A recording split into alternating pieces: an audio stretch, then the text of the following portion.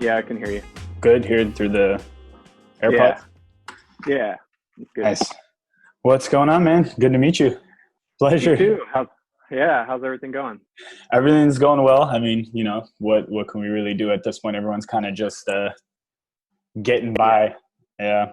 yeah, exactly. Would have been nicer under better circumstances, but I appreciate you taking the Yeah, time to come on and talk yeah, dude. This is only the second one you've done, huh? This way. via Zoom. Yeah. So the Yeah. first one, for some reason I couldn't figure out how to switch it to where I can see both of the speakers at the same time. So I got it kind of working out now. So this might be better for the uploads so people Okay, can cool. see like both people talking at the same time. Is there a? Do I need to do anything to help, or No, no? It's no, no. because you're recording from your end, right? Yeah, yeah. It's already Cool. recording. I already started and getting everything going. So, Oh, for sure. Okay. well, congrats on the engagement. I know you and Danielle Thanks, man. recently got engaged. Yeah, yeah. Well, we got engaged over a year ago, New Year's. Oh, okay, okay. Yeah, we were in because she was living in Austin still. Mm-hmm. And so I flew out there for New Year's. She was here for Christmas. And one of my childhood friends, he and his fiance at the time lived in San Antonio. Oh, So okay. they drove up. We were down there for like a night. And then the next day they drove up and we went to a house party. And I proposed right after midnight. Nice, nice, nice, Yeah. nice. So it was Did you good. guys Yeah. meet through those friends? But I think you guys met through like your parents, if I'm right. Yeah, we met through our parents. So my dad and her dad have a mutual friend, Got and it. he invited us over for Thanksgiving. And her parents showed up a little later in the evening, and I really liked her, but she lived in Austin. Right. And then when my band went out there for South by Southwest, she came to see my band, and then I took her on a date, Nice. just And the dinner, rest is history, kind of thing. Yeah, and then Yeah. and then I was on the road for like 6 weeks after that, so we just kept Right. chatting and messaging, and then we went on another date when the tour ended in Austin. Um, Nice, and man. yeah, Sounds like it was very yeah, organic. Nothing it like too was, forced or anything, which is good. yeah, it was. It was. I just, yeah, With it was like it felt more right than anything I've, you right, know. right, yeah. So that's good, man. Well, with everything going on, has like the wedding planning come to a halt or like a pause, or what do you guys? It hasn't come to a halt at all. It's more of how do I put this? It's more of we're still planning. Everything's going forward as planned because it's supposed to be in October. Oh, okay. So Okay. we're hoping that you know Ideally by n- that time. this doesn't Yeah. If this gets yeah into this doesn't October, we got bigger issues. Like for yeah. I mean, who knows if they're going to fast track a vaccine by then, or if you just don't know. yeah. Are you pro So vaccine, anti vaccine? What do you think? Would you kind of do it to? uh, I'm I'm undecided. pro vaccine. I'm Okay. like I I know people who are super into all the crap that they put in it, and they're super anti-vaccine. And some people are a mixed bag, like they don't believe in the flu shot, but they believe in like the measles shot. Right. Um, I I'm of the thing of like, listen, they've changed vaccines over the years, so there's stuff that they were putting in it back in the day that they probably shouldn't have been putting in it, and they've changed it since then because they recognize that there's probably adverse health effects. So they've changed things, Yeah, which that's a is good what they point. end up doing with a lot of things. Like they used asbestos for a long time, and then they found out there was health effects, and then they stopped using asbestos or Yeah. lead paint or whatever. Um, I don't think there's this insidious plot with vaccines. Like there's all these conspiracy theories, and listen, I can't get the Yeah. measles. I can't get polio because of a vaccine. That's true. And some people can have adverse effects, but and I'm not trying to minimize the people who actually have bad reactions to vaccines, Hmm. but it's sad to say, but the vast majority of people do not. So Right. it's just like you don't outlaw Rolling the peanut dice butter kind just of thing. because Right. Right. it can kill people. Right. but unfortunately, you just don't know who's going to be affected. So I think I think that's the biggest fear with me is like, as I'm not like anti-vaccine, but I'm not pro-vaccine either. I'm kind of, it's more circumstantial, but I feel like with something like this, for me, I just kind of don't trust a lot of, the manufacturers or where it's coming from to kind of get me 100%. I mean, the pharmaceutical industry is pretty like our healthcare system in general. The fact that it's pro profit and not pro care people. Yeah. It's a sick management system. It's not a keep people healthy system. Yeah, we're one of the few countries I think that still doesn't have universal healthcare, and I think it is for profit, and that's the reason why people are like, I mean, it's so dysfunctional. Australia, it's illegal to advertise drugs. So like even pharmaceutical drugs. Whoa. Yeah. So like you can't put a commercial for Zoloft on TV. You can't put like you shouldn't be able to do like if it's supposed to be medicine, then it should be your doctor prescribing it to you, not you prescribing it to yourself. Like a company telling you like, hey, if you have symptoms, try our shit. Yeah, exactly. They're like they just put out a thing that Zantac, the antacid that you take for heartburn, it has like a carcinogenic, like when it metabolizes, and they're saying not to take it anymore. So after years of like, there's no long-term tests or studies done to see, they fast track everything. Even in the commercials, they're out there saying side effects include losing your right arm, death, losing an eye, and people are like, okay, well. And I get it if someone has a heartburn disorder, like they can't. There's an issue, but for the majority of people, it's their diet. It's not that they have heartburn. Heartburn is a symptom of your diet, it's not just. It's not chronic. Like it's not a genetic thing that. Most of our health issues start with diet. So, have you guys found the benefits of kind of staying in quarantine, of being able to like manage your diets a little bit more? Or you guys? It's a mixed bag. I mean, Danielle and I cook a lot. So like we've only ordered takeout or pickup twice since we've been quarantined, stay at home. And one of those meals was bad and one of those meals was good. That's right. It's, we did like Dave's hot chicken because I love that. And then we did a poke bowl yesterday. Nice. But for the most part, we cook every meal. We're really healthy. I think everyone can afford to have like 20% of your meals. Let's say you're having 3 meals a day, breakfast, lunch, dinner, now that we're at home all day. 20% of your meals not really being the best, I think is okay. You're allowed, you can still be healthy with a 20% shitty diet, so to speak. Yeah. I mean, I tried to eat as healthy as possible overall, just because I like to be as in good of shape as possible. Even though it's hard because like I'm still working from home, thankfully, because I have a day job that I do, so I'm able to do it from my computer. So thankfully I have that. But it's hard when you're like at home all day and you can't go to the gym and you have to, the only thing I do is I go to a lockout to practice drums. That's the only thing I do outside of being outside of the apartment. Right. I considered getting a bicycle. I've been thinking about it for the last week because of the fact that exercising, like I can only do so many like push-ups and crunches and stretches at home where I start to go stir crazy and I'm like, I need some, because I'm a skateboarder by nature, but I can't skate every day physically in just the area. So bicycling, but I just make it do. And I'm sure the drumming, I mean, a buddy of mine, one of my best friends is a drummer, and I know the sweat and physical toll it takes to actually be able to do it for long. Yeah, it's a workout, but I love it. I like it takes a certain type of mental focus, and it's just like working out. You have to be in the moment and focused in order to perform. Like it's funny, my friend Tyler, he's super active. He's one of the most active people I know.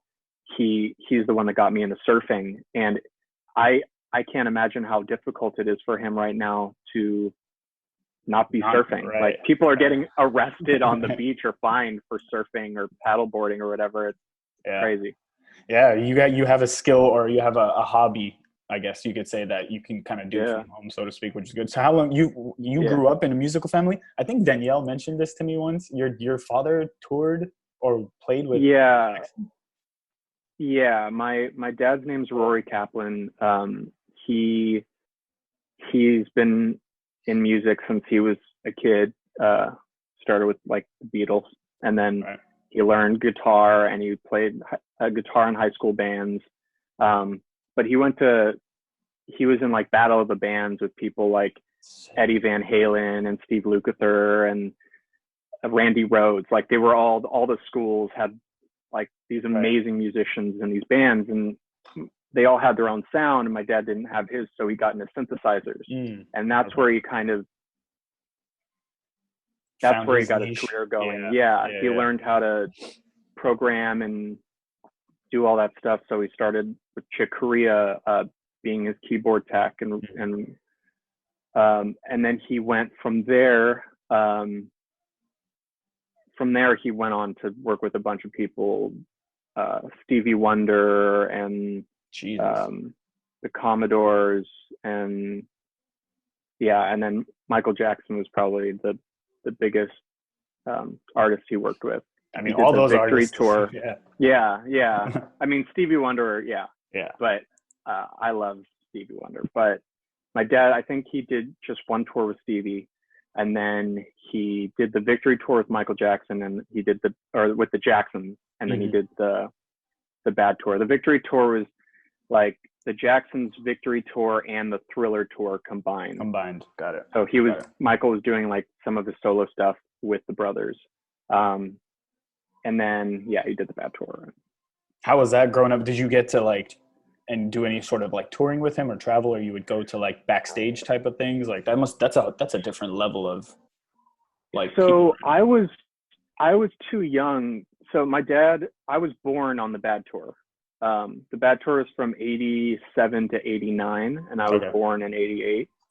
So I don't have any recollection of that time. And then my dad only did 2 more tours after that. He did Soldier of Love tour with Donny Osmond as his musical director, and then he did I think it was called Real Deal, the Edgar Winter.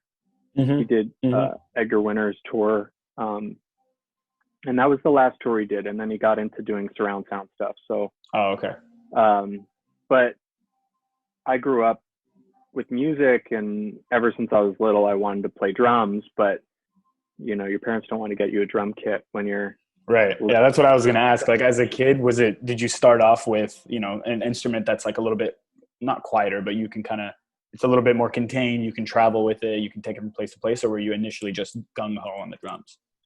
I didn't really get into music until later. I wanted to play drums when I was young, but didn't have a drum kit. And then when I was about 10 or 11, my dad got me like one of those Squier Strats, but I didn't really play. I didn't get into it. I got it, didn't really want to learn yet.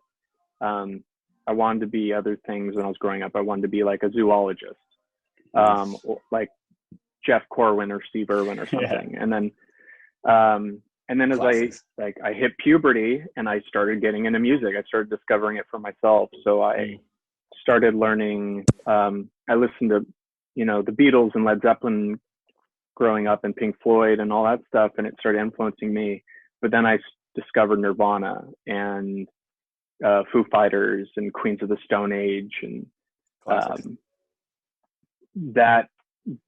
that's what made me want to get into music. Like I heard some guitar riffs from Zeppelin. My dad showed me how to play it, and then I started teaching myself from there. I learned the chords and started playing, and then I got into Nirvana and Foo Fighters, and then I started learning their music, and I started writing. And Dave Grohl's the reason that I wanted to play drums. And so I eventually, a few years later, got a drum kit and started teaching myself, because I could figure out what was doing what on the drum kit. I knew what made what sound, so I would just start playing along to songs that I knew, and figure it out. Is there any like sheet music or like reading like musical scaling in drumming? Or is it just you just have to kind of understand rhythm and enough trial and error and muscle memory and you kind of figure it out, so to speak?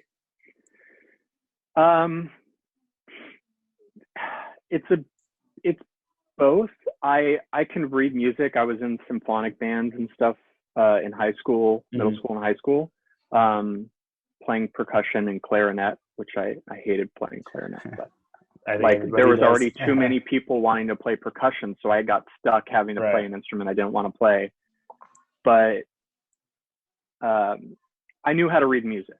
I know how to read it. I'm very slow at it. It takes me time to figure it out, but I can do it. But with drums, it was more of something I play by ear. So I listen to something on guitar. If I hear a guitarist playing something, I can get on the guitar and pretty much figure it out. Right. That's hard. Same with drums. So, but the best musicians are the ones that can do both. The best musicians are the ones that can read and they're quick readers. Like all the top session guys and touring guys can do that. There's a very select handful that only do by ear.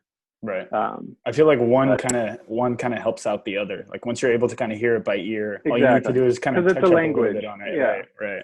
It's a language. So, you know, if you can only speak a language, you're missing half of it, you know? Right. But reading and writing a language is the full picture if you can do both. So I am slow when it comes to writing and reading because it's never been essential for what I do.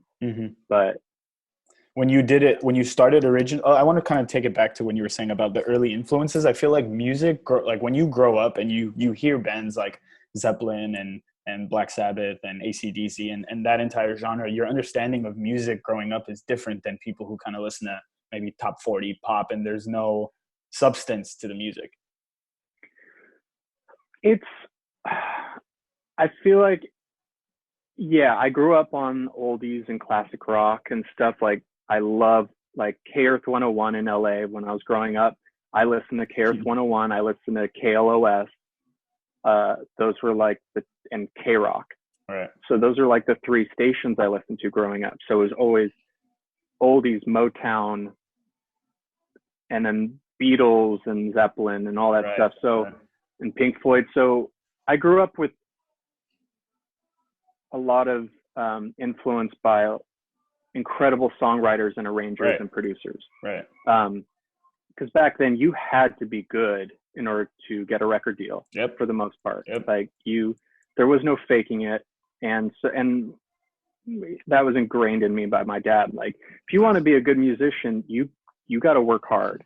There's no shortcuts, and a lot of people, unfortunately, they'll try to take shortcuts. And so like how nowadays, what's a shortcut in like the path, if you were to kind of in the past? Yeah, I mean, like if someone getting into music now, if they're not going to put in like the work as hard as they can and they want to be able to like take the shortcuts because of streaming and online marketing and stuff like that. There's a lot to that question. In my personal view, I think when you boil things down to thinking it's as easy as winning a competition on a reality show, and that's what being an artist is, I think that it undermines how much work it really takes to build and perfect your craft as an artist. Yeah, I could see that. You know, you may be just a singer. You may be an incredible singer who doesn't songwrite, and that's fine. And you may win a show, and you're probably a really good singer and you're really talented. But I think that there's a great example. If Bob Dylan went on American Idol, he wouldn't get past the first stage. Right. And so he doesn't have the best voice in the world. Roger Waters doesn't have the best voice in the world, but they're storytellers, and they're amazing storytellers and songwriters. Right. And that's like, to me, that's more important than if you got a great voice. So it's creating the body of work as opposed to just getting off on looks and you got past the panel of 4 judges that deem you. Yeah. I mean, before MTV, it didn't matter how you looked. It was about the music. It wasn't about the image. Right. I mean, and artists incorporated that image because, you know, Zeppelin was a great example. Pink Floyd was a great example. There was an image, there was a vibe that you got from how they curated their look, but that wasn't the most important part. The image was brought into what the music was, not the other way around. Right. And so, like a self-fulfilling prophecy kind of thing. Yeah, I think that sometimes our focus of what's important now is not the music. It's about the social media and the look and the image, the marketability. It's just not, to me, it's not what music's about, nor should it be. Right. I think that dilutes the industry, so to speak, because if anybody can put out a song and put it on Spotify and get an artist profile and share it, it doesn't hold the same as someone who's really putting into like writing the music and writing the sheet music and the words and the vibe of the whole album and the story they want to tell. Yeah, I mean, there's some great songwriters that use the social media tools and they use it well, but they're also really great storytellers and artists, and they're curating their sound and image and look. You know, Billie Eilish is doing incredibly well because she's got a unique sound. Her and her brother have curated this image and this character and this style. And it's, you know, whether it's your taste or not, whether you're into her lyrics or her songs or not, she's got a very unique thing and she's a very unique songwriter. Right. So her and her brother. So it depends, you know. I'm not gonna shit on anyone who does their own thing. It's just a different world now. You have these professional studios where you need a budget to go in and record and produce and create a project as a whole. But now everyone's got a home studio. Everyone can do it themselves. If they put in the time, they can make it sound amazing and do it and put it out there for the world to hear. And I think that's great too. I think it's awesome that people are able to get their stuff out who otherwise wouldn't be able to. Right. So it's a mixed bag. It's hard because you have these amazing, incredible professional studios that are closing down because they're not getting business. And then you have people who otherwise shouldn't be recording because they don't know how to record properly, who are putting stuff out, and it may become huge, but it doesn't sound great. Right. There's a really big mixed bag. Yeah. So it's. Well, how is that navigating as an artist then, when you're trying to curate your own sound? Because now that you are in this modern day and you have access to all the stuff that everybody else has access to, do you think the bar is set? It's like harder to get to the level you want now because so many people are doing it and it's so easy to like get something going? Yes and no. I think because there's so much content online, it's harder. I think it's harder to stick out because there's so much now. Right. You're bombarded daily with content, with new artists, with new songs, with everything. And your attention can only focus on one thing at a time. We're constantly looking at our phones and watching TV, or, you know, it's hard to capture people's attention. And so my whole thing is, if you invest enough time in what you're doing and you're consistent and you keep doing it, eventually it's like the cream rises and it starts to come up, and then people will start noticing you. But it takes time. It takes investment. It takes time to build. A lot of artists and bands think that they need to be huge off the first single, but they're putting it out themselves on Spotify, and then no one's listening to it. And they're going, well, that's it. Like they give up. Yeah. And it's not about that. It's being consistent in putting out something. You know, you got to build a fan base. You got to, there's more tools than ever to do that and reach people all over the world because of the internet. Like this, you know, where otherwise I wouldn't have had the ability to meet with you. At least there's like some way to still figure out to get it, you know. Exactly. Yeah. So it's always a mixed bag. There's always the up and down side of all of it. Yeah. I just think that artists, if they're really passionate about it and they really love what they do, they're never going to stop. Right. They'll figure out a way. They just have to keep going. Like, you know, if something doesn't work, try something new. Yeah, you can't try the same thing and expect different results. Exactly. Yeah. Yeah. But you got to figure out, okay, how are people engaging with me? How am I engaging with them? What is keeping them engaged and what isn't? And I think, you know, that's how you got to navigate it. Yeah. And I think that speaks a lot to you as an artist, because not everybody thinks like that. So it's like the fact that you're able to kind of plan out your thought process, so you're not killing yourself to get an EP out right away and maybe put all your eggs in one basket to get this out and then be discouraged. You actually have like a understanding of what you want to do with it. Yeah. I got my computer to start recording and doing my own music, I think in 2011.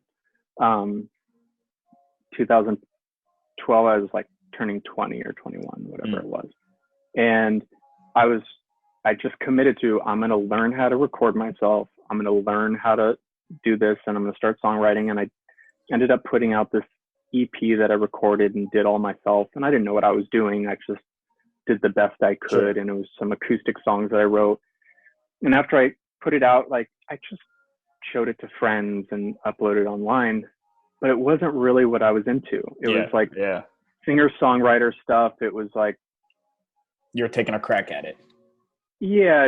John Mayer meets Jason Mraz kind of got it vibe. I like that though. But that wasn't really, I love rock and roll, and that's really where my heart is. Yeah. But I wasn't able to record drums at the time. I wasn't able to do that. So it just kind of went in that direction. I was taking a lot of voice lessons at the time.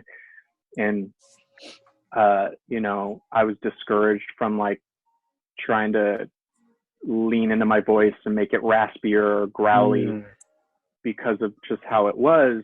And so it made me go down this way of something that I wasn't really into. And I realized it later. So now I'm more focused on, you know, rock music. I've been in and out of bands drumming for the last, I don't know, 8 years.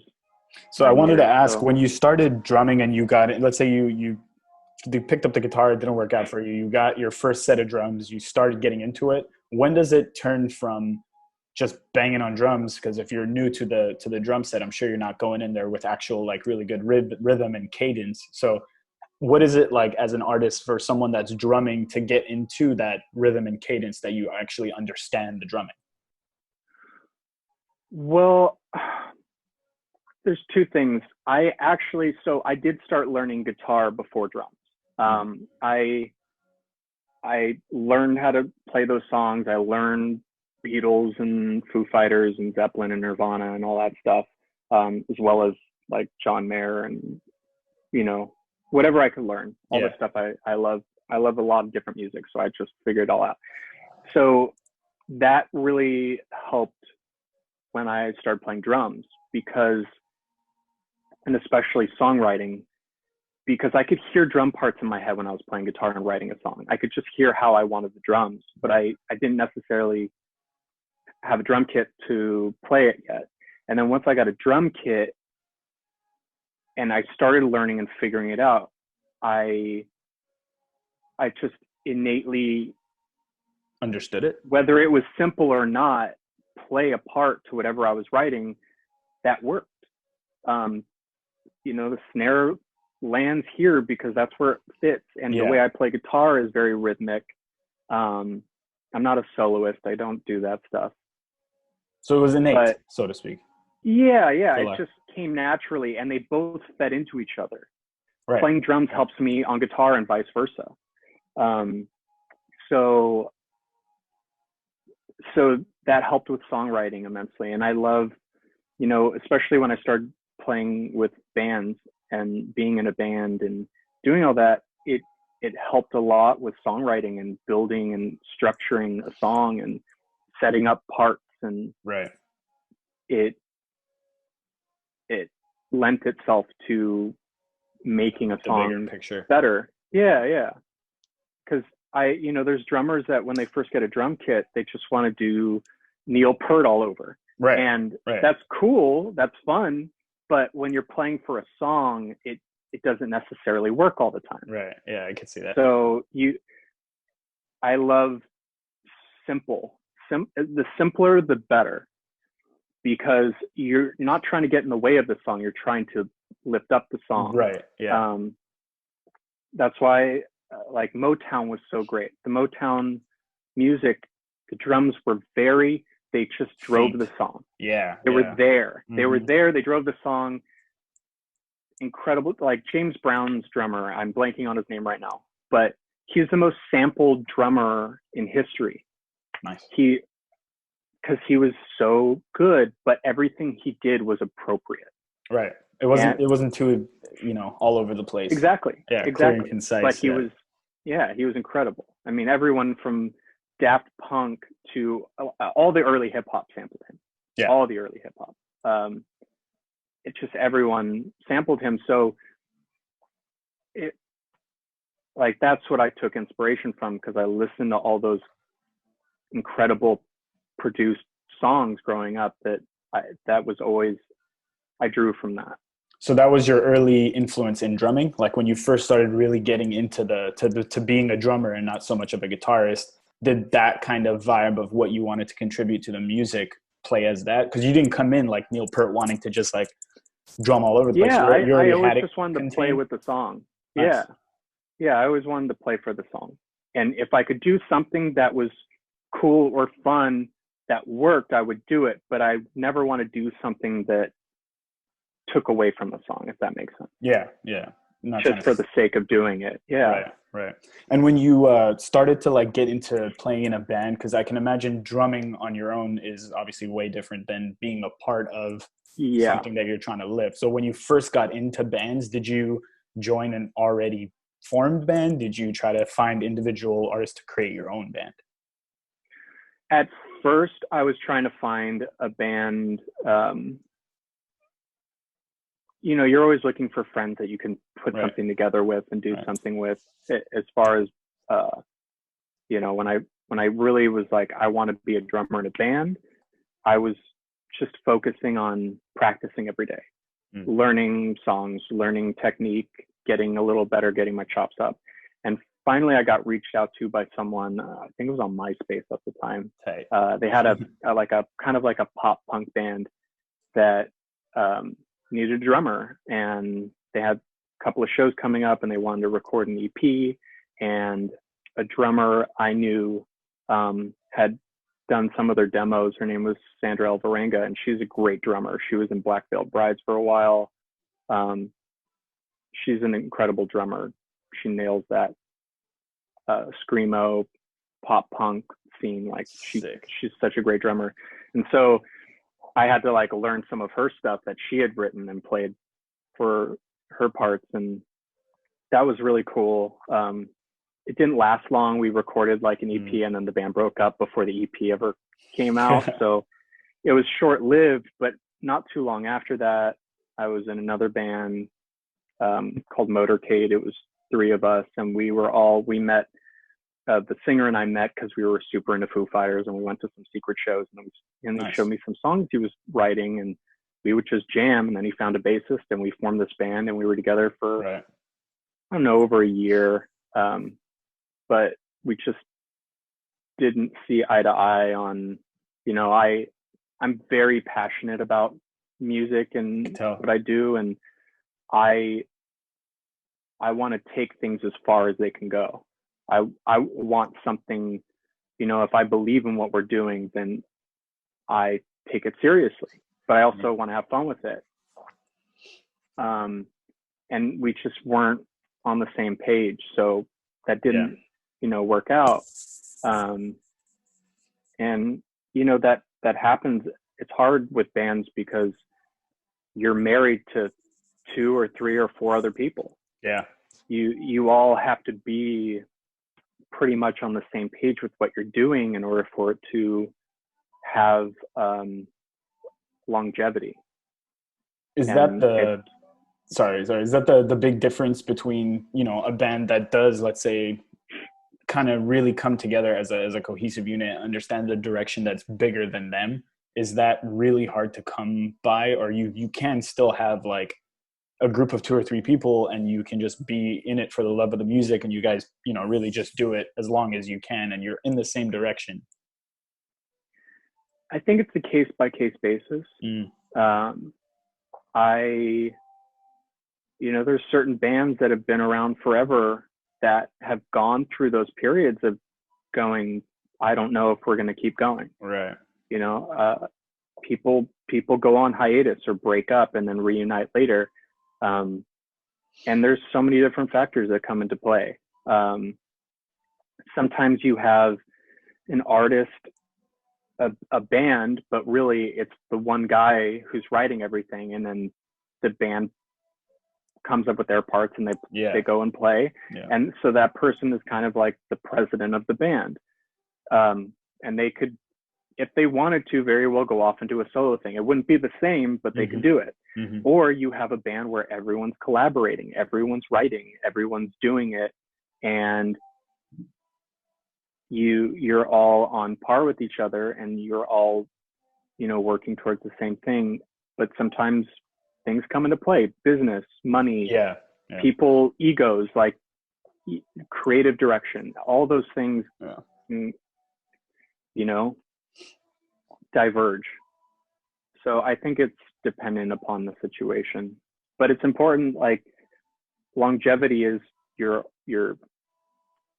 all on the same page, you're all friends, and you all are working towards the same goal with the same vibe in mind, I guess. Yeah. I mean, I feel like it could be tough because you're so passionate about it that the standard that you have, which I think is fair for you to have at the level that you want it to be, it could be hard to find somebody else that is really able to keep up, so to speak. Because I know obviously sometimes some people can be more motivated than others, and then that's when egos start to kind of. Yeah. I mean, I have a lot of experience of, I'm not in a band right now, and it's I have certain values that I hold, and I don't, you know, there's room for compromise with certain things, but there's certain things that I won't compromise with.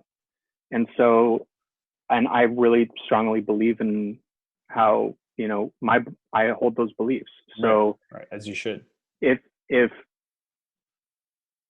If that's not gelling, then that's okay. We go our own ways. Like I just, those things are really important to me, and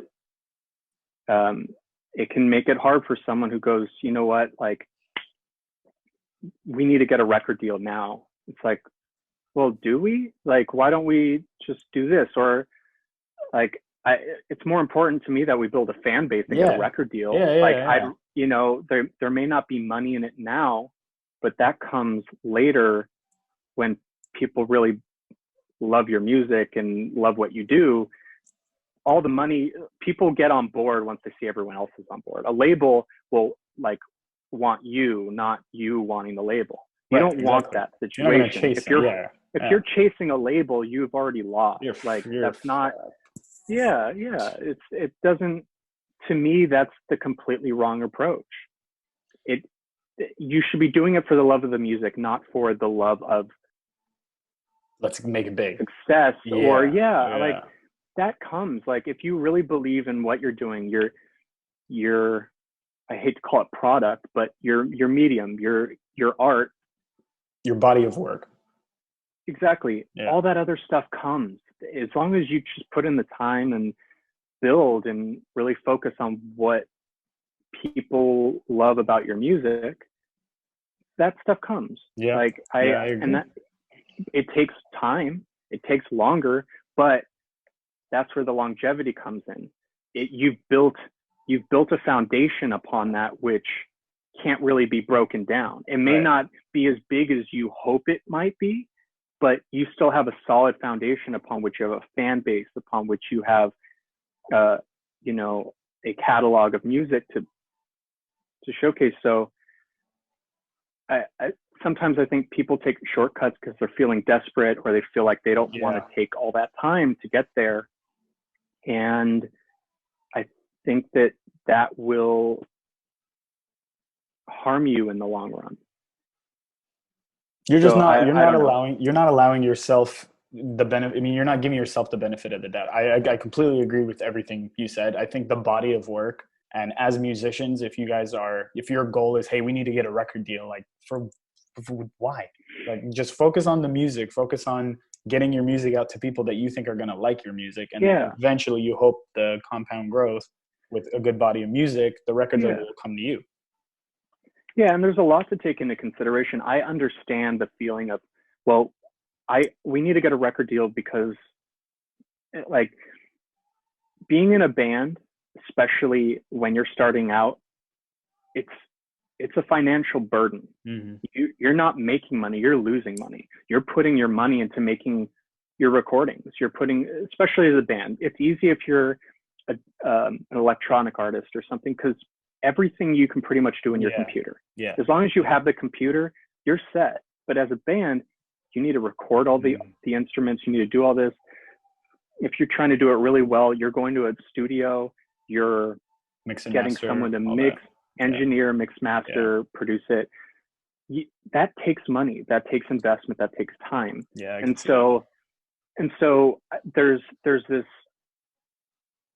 I think it gets to a point where sometimes people are tired of putting their own money into something. They don't want to keep losing money they want someone to come on board to financially support and help, or, you know, like give an advance to record some songs in hopes that, you know, someone will sign you or, you know, help you out to record the best songs you've ever done. But I just feel like people get scared, and so they feel like if they keep putting money in, it's going to be the same as it was. But in reality, if you put in all this time now, you're going to build off that. It's not going to be the same. Right. 2 years from now, your band and your music and your fan base should not be the same as it is now. And if it is, and if it is, exactly, you need to relook at how you're doing things. Yeah.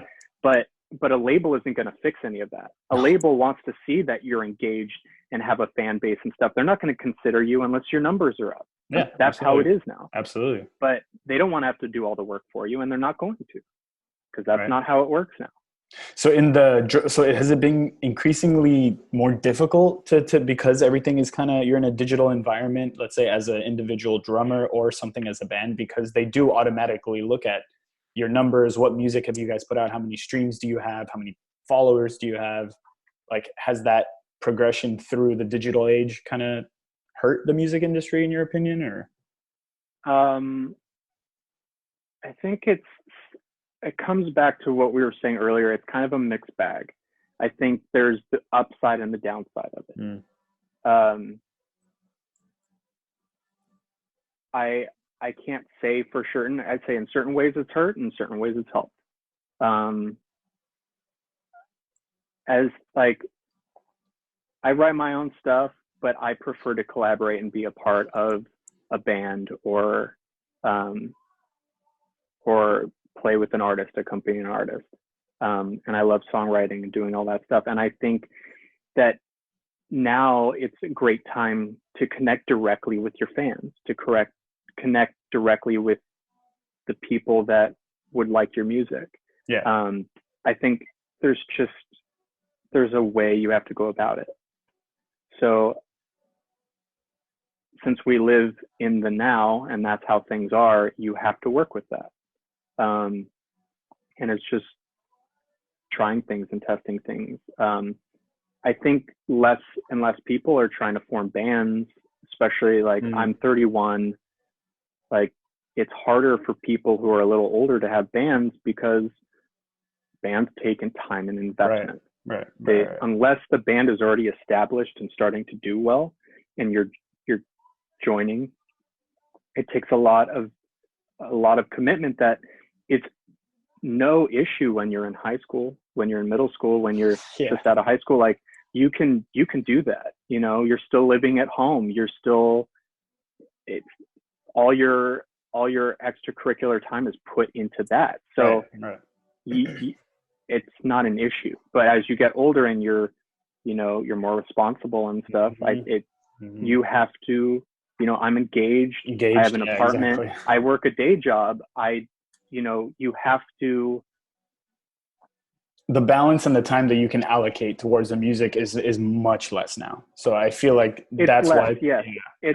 It's less. And so I'm glad that I had the time when I was living at home to really focus and put time into learning drums and playing, because now that I can't do that for 3 hours a day, every day, I value the time more when I'm able to practice and go in to the walkout and do my thing. But I also value the time more when I get a gig and, I'm able to work with an artist and learn their stuff, because I enjoy playing music. That's what I love to do. I love writing. I love playing. And so I will do what I can whenever I can to make that happen, as long as it's something I'm into. Yeah. That's fair. It just depends.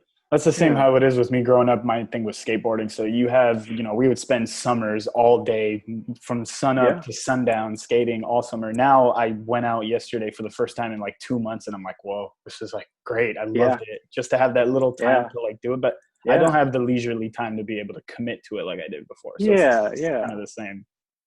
Yeah, it's fun too. I think sometimes if you haven't been able to skate in a while, you kind of approach it differently. You're like, oh, like I haven't done this in a while. You may feel rusty, but at the same time, you're coming you're like, oh, I'm gonna try this because it feels kind of fresh. Right. I'm not gonna try to kill myself, but I can kind of get into it a little bit more. Focus on the basics. Focus on exactly. Exactly. Same, man. So what's the direction now that you're not in a band and you're, at your age and you're kind of focusing? What do you see yourself doing over the next 2 years? Let's say after quarantine is over. After quarantine. Right before the quarantine, literally we played, I have a friend who I went to high school with, and he's a great musician, and he hit me up about doing this emo cover band gig for like a Dave & Buster's like nerd night thing. Sure. And I didn't have anything else going on, and it gave me a reason to learn some songs and to, play, and it was a paid gig. So I was like, that sounds fun. Let's do it. And we literally played the Thursday before they announced the stay-at-home quarantine. So we played at the Dave & Buster's in Arcadia and did this gig, and it was fun. Everyone had a great time. There was like 200 or 300 people there. Damn. And it was nuts. Yeah. And the next day was the quarantine. So they're trying to plan more of those, like more emo night gigs, more cover band gigs, just because they're fun and they're paid. And I enjoy that when I can play. But we'll see when that happens. There's some plan for June, but I don't know if that's going to pan out. I'm hearing September. So we'll see. Meanwhile, I'm at home with my computer. I got Logic and I'm writing. Nice. I'm able to just record guitar ideas and song ideas, and I enjoy doing that. So it's a good time to just focus on that. Yeah, because I've always loved songwriting. I've always loved doing that, and eventually, I'll record them professionally, put my own money into it, and put out a project, and probably put together a live band. But nice, dude. That's dope. because that's what I want. I just want to be in a band where everyone's making, everyone's into writing and playing the same kind of music. Right. Right. It's all the stuff I'm influenced by. I just want to make something that's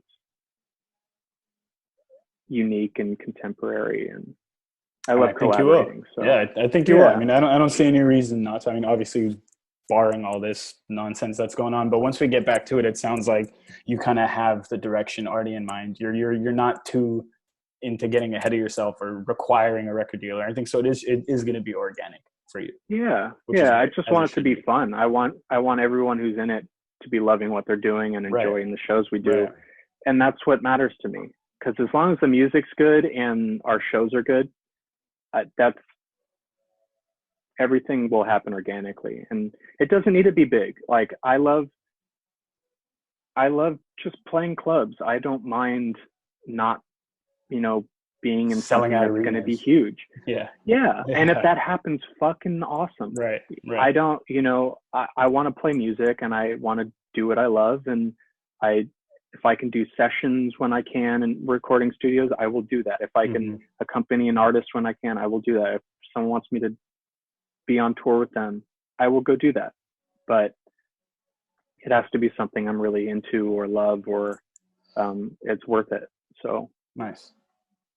Well, best of luck, man. I'm hoping you the best. I know things are going to get back to it. And before I kind of let you go, I got to ask the white elephant or the elephant in the room. How long have people been telling you that you look like Chrys D'Elia? Is that a comment? I gotta swear it's like every other new person I meet that's like in our age range can't get over it. It's really funny. It's uncanny. It's funny because 10 years ago, I had seen him for the first time do a stand-up. I think it was at the Laugh Factory, and he was awesome. I loved it. And I ended up like running into him outside of the Laugh Factory. He was doing some interview on the side, and I just said, "Oh, like I love you. I loved your set." And he was super nice, super cool. And at the time I was clean shaven. I didn't have a beard. My hair was long, but it wasn't, in that thing. And then as I started to grow a beard and stuff, people were like, "Oh my God, you look like Chrys D'Elia, blah, blah, blah." And I didn't really agree. I was like, okay, whatever. And I went to a Halloween party, I don't know, a few years ago, and I was coming from something. So I didn't have a costume. And I show up to this Halloween party and everyone's in costumes but me. And someone, as soon as I walked in, go, "Chrys D'Elia?" Oh my God. And I said, no. He goes, "You're not Chrys D'Elia?" I said, no. Like, my name's Chrys though.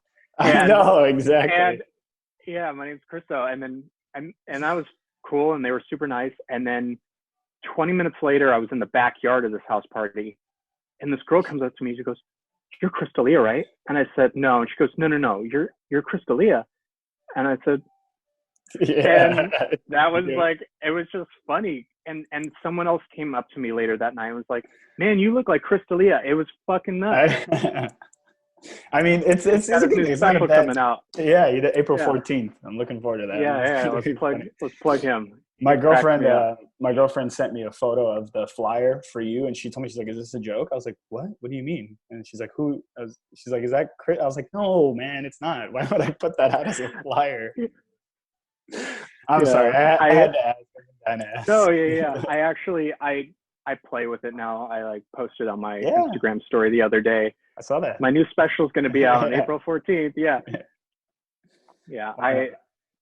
It's fun. Yeah, that's good, man. Well, where can everybody find you on socials and music and Spotify's and all that stuff? So my Instagram, I always have to check because I'm so bad with my stuff. 1 second. So Chrys my Kaplan Instagram, drums. Chrys Kaplan Drums is Chrys with a Y, and then everything else like Twitter is Chrys Drums, and none of my original stuff is up on streaming stuff at the moment. At least the stuff I I don't want you to find any of the stuff that I already have up. Right. I get that. But, you know, I'll be putting stuff out in the near future. And yeah, if you're looking for a drummer, hit me up. I'll spread the word for you. I'm around, yeah. I got you. Well, give Danielle my love. Congrats again, man. I will. Good luck staying busy in this quarantine. Thank you so much. I appreciate you too. Yeah. Thank you guys for tuning in. Jake.